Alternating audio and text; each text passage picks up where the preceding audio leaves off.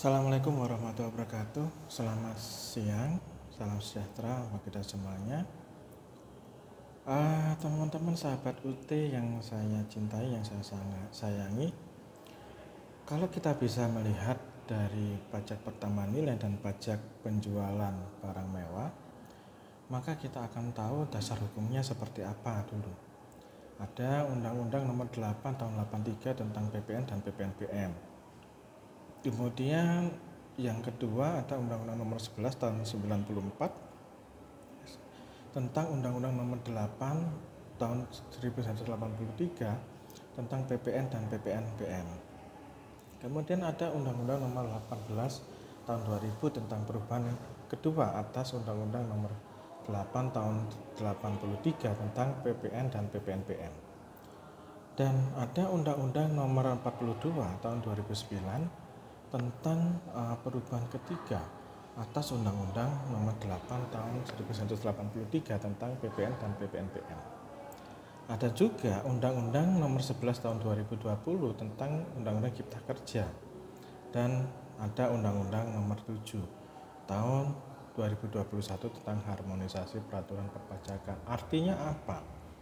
Yang menjadi landasan hukum ini yang dikatakan PPN dan PPNBM itu dikatakan esensinya adalah pajak atas konsumsi barang atau jasa di dalam daerah pabean dan merujuk kepada orang pribadi maupun badan usaha. Karakteristik PPN atau pajak pertambahan nilai itu adalah pajak objektif atau indirect subtraction method. Kemudian ada multi-stage, ada konsumsi dalam negeri, non-kumulatif maupun pajak tidak langsung, serta ada consumption type and VAT. Nah, bagaimana pengusaha kena pajak atau PKP? Maka pengusaha barang dan jasa, baik itu orang pribadi maupun badan dalam suatu kegiatan usaha atas pekerjaannya, itu menghasilkan barang, mengimpor barang, bahkan mengekspor barang, melakukan usaha perdagangan, melakukan usaha jasa, dan memanfaatkan barang yang tidak berwujud atau jasa dari luar daerah pabean. Nah, barang yang dikatakan adalah barang berwujud maupun barang tidak berwujud, atau barang bergerak maupun barang tidak bergerak. Dalam konteks jasa, maka setiap kegiatan pelayanan berdasarkan suatu perikatan atau perbuatan hukum yang menyebabkan suatu barang, fasilitas, kemudahan dan hak yang tersedia untuk dipakai, termasuk jasa yang dilakukan untuk menghasilkan barang karena pesanan atau permintaan dengan bahan dan atas petunjuk dari pemesan. Contohnya Anda dalam kehidupan sehari-hari mengenal Gojek, Grab, mengenal media online, kalau belanja online. Nah, itu apakah termasuk di dalam suatu pajak pertambahan nilai? Pasti. Apakah termasuk dalam pajak penjualan barang mewah ketika lebih dari 4,8 M dilihat dari omsetnya? Nah, itu yang bisa dikatakan. Atau beli mobil, nah itu sudah pasti pajak kendaraan yang termasuk mobil ini juga bisa dikatakan sebagai PPNBM.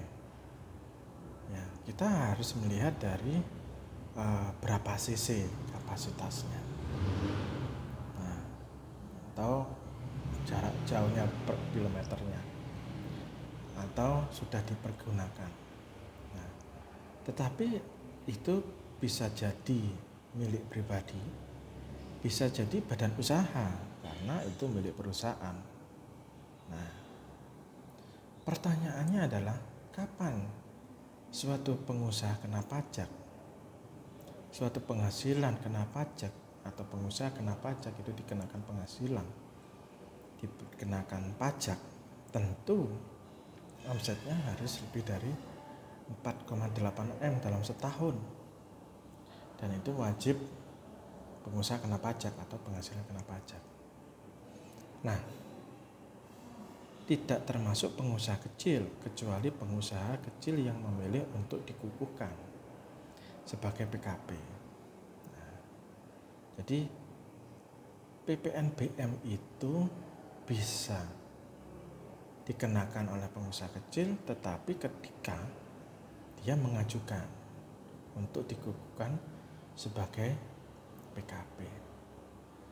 Nah, maka tentunya dalam hal objek pajak ada penyerahan BKP di dalam daerah pabean ya oleh pengusaha, ada impor BKP ya, ada penyerahan JKP jasa kena pajak ya, ada pemanfaatan barang kena pajak tidak berwujud dan sampai dengan ekspor jasa kena pajak oleh PKP. Nah, barang yang tidak dikenakan pajak pertambahan nilai yaitu makanan dan minuman yang disajikan di hotel, restoran, rumah makan, warung dan sejenisnya, meliputi makanan dan minuman yang baik dalam konsumsi di tempat maupun tidak, termasuk makanan dan minuman yang diserahkan oleh usaha jasa, boga atau catering. Nah, ada lagi juga uang emas batangan untuk kepentingan cadangan devisa negara dan surat berharga.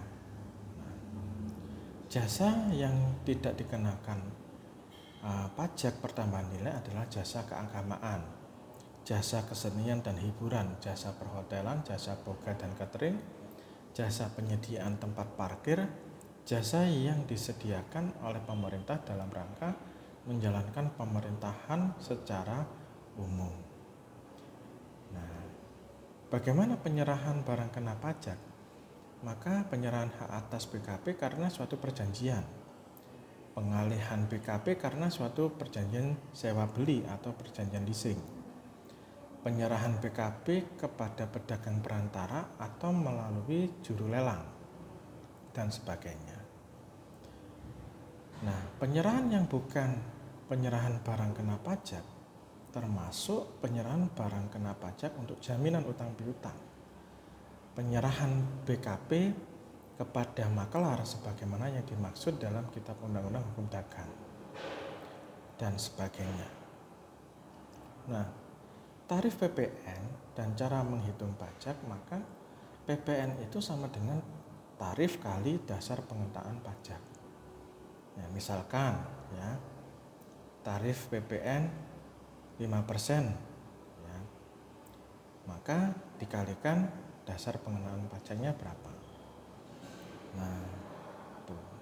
Dasar pengenaan pajak PPN itu menggunakan harga jual, penggantian, nilai impor, nilai ekspor atau nilai yang lain. Nah,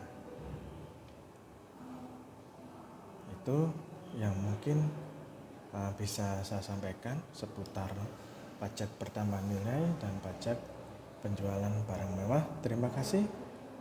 Selamat siang. Saya akhiri, wassalamualaikum warahmatullahi wabarakatuh.